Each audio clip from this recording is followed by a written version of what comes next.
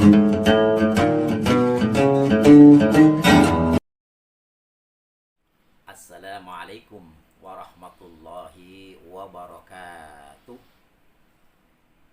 Alhamdulillahirabbil alamin.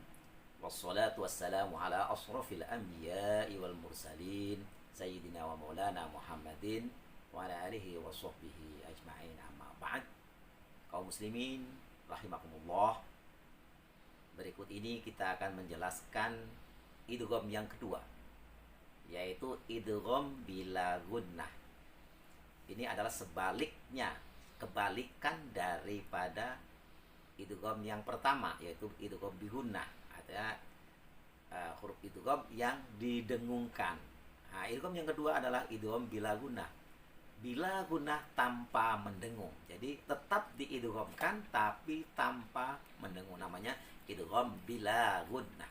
Idgham artinya melebur atau memasukkan huruf pertama pada huruf kedua, bila gunnatin tanpa mendengung. Nah, hurufnya ada dua, lam dan ro.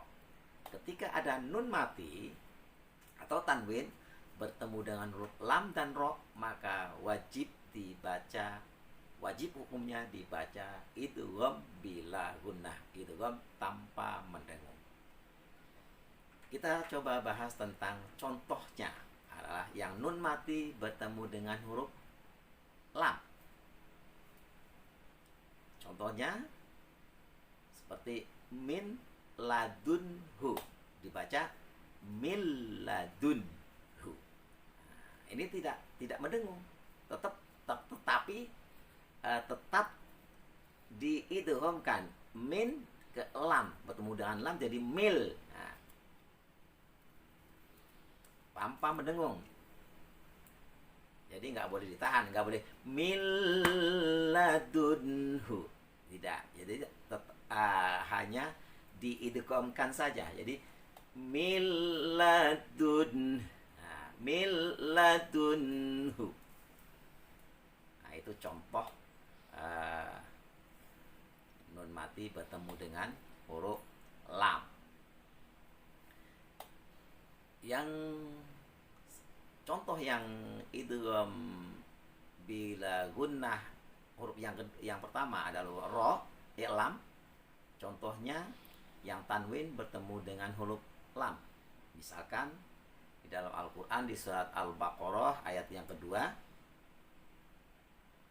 fi la raiba fihi hudan lil muttaqin.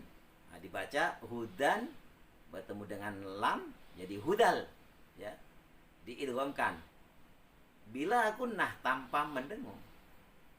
Jadi cara bacanya hudan jadi hudal, cukup hudal lil muttaqin,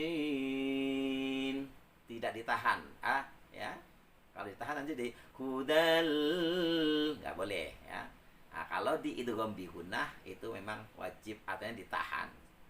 Nah, kisaran 2 atau 3 harkat, 3 gerakan gitu. Kalau di idgham bila gunnah enggak, ya, tidak.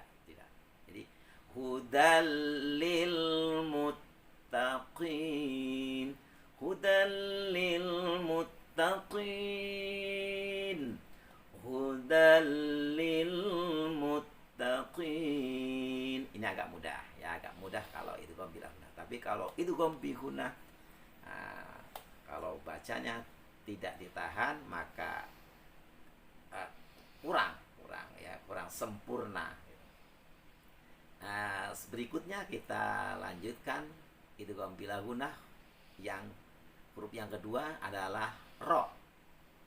Contohnya yang nun mati bertemu dengan huruf ro, misalkan mirrabbihim, mirrabbihim, nggak boleh tahan, nggak boleh mirrabbihim, salah, ya, harus mirrabbihim, hudam mirrabbihim.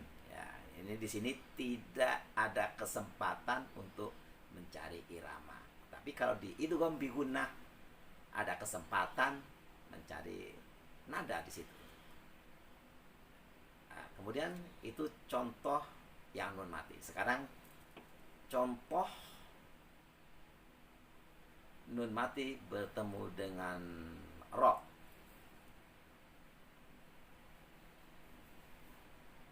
Ghafuron rahima. Ghafuron jadi ghafuror, melebur ya. Ghafurur rahima, ghafurur rahima. Ya, gitu ya.